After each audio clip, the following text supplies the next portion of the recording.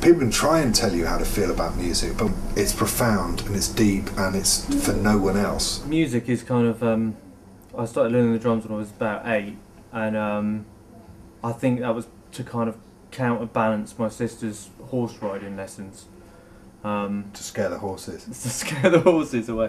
So I kind of was doing that, and then doing music to a point that I thought I could earn money from, or do it professionally. I kind of came through a studio system of being a tape op and making tea and stuff. So it wouldn't have been, my thoughts wouldn't have been as a musician. It would have been as a sound technician, and then with making music alongside. I had music lessons early on, but I didn't really get into it. Like I said, I had piano lessons, but I don't remember anything about that. It's the grimness of it, and flute lessons, which is a alarming instrument, isn't it? And but I didn't keep up with that. And at some point, I learnt to play guitar through somebody, a good friend of mine, picked up a guitar and played some chords on it, and I thought. Usually we'd be pissing around on bicycles and stuff, and I thought, how does he know that? What's that world that... It just appealed to me absolutely immensely, immediately. And then I saw somebody also at school playing electric guitar with a wah-wah pedal, which was profound, and it sounded like Jimi Hendrix, because I was into Jimi Hendrix then. So that kind of got me into playing the guitar, and I just with voracious appetite for guitar and music, really. And then by the time I was 16, I was going to art school.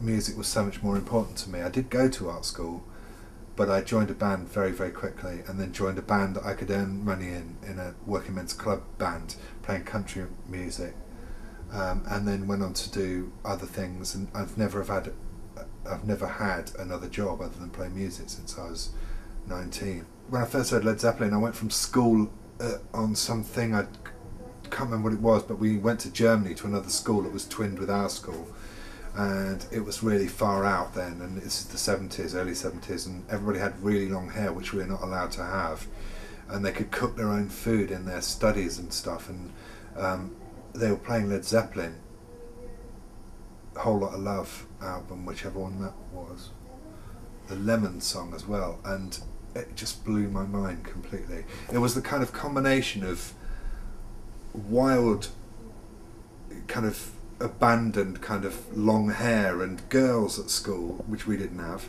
and rock and roll. I think that was most probably it. It was girls. I think that was the reason. Nothing to do with music. Nothing to do with music. It was girls.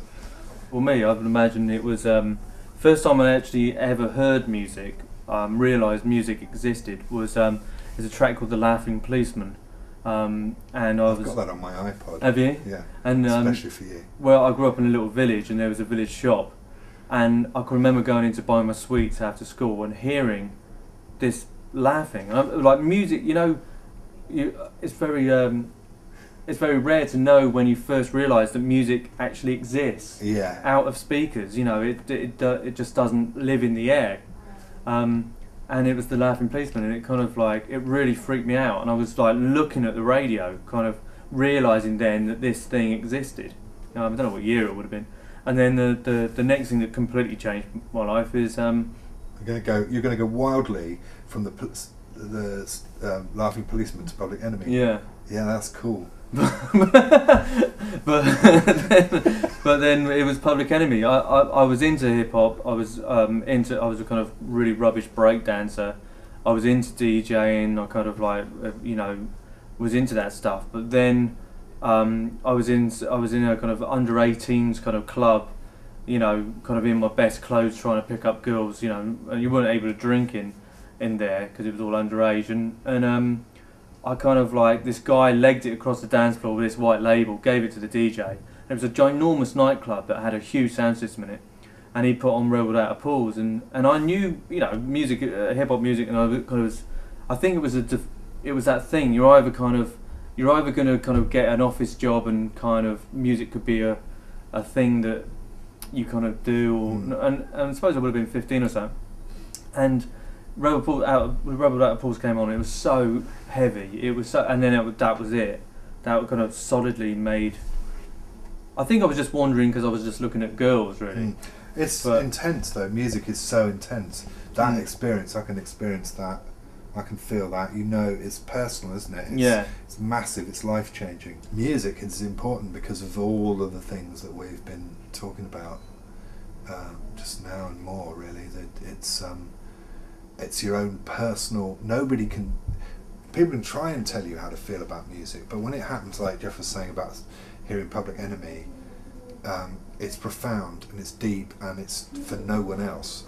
You might talk about it to your mates afterwards, but or you know, whatever the situation is, but it is about you only, and it transcends taste in many ways. It's important because it is such a personal thing. I would have got the bus to this nightclub with 6 or 7 other people, and they would have got on the bus and they would have heard that same track, but it wouldn't have had an effect on them. Where, you know, at some other gig or some other point, they would have got some hits, or maybe not. I mean, that's what I mean. It's not secret. It's personal. It's massively, yours. yeah. And you know, we can talk about Public Enemy, but there's other things. You know, it's really about us. And I think when we've got kids now, and do you sing to your kids?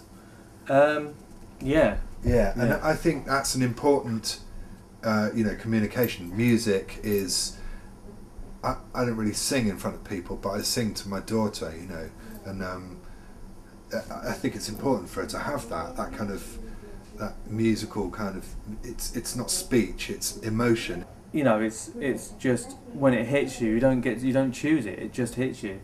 And I think as a musician, a player of music as well, it's important to me because it's what I've always done, and because it's a communication with other people that you don't get in another way. No, you don't. You probably get it if you're really into golf or football.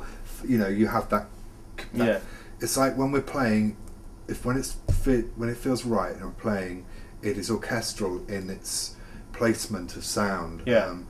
I play my thing and then I feel this other thing happening, and it's like it's all in sentences as it should be. No, absolutely. And when that's happening, that's an amazing experience as well.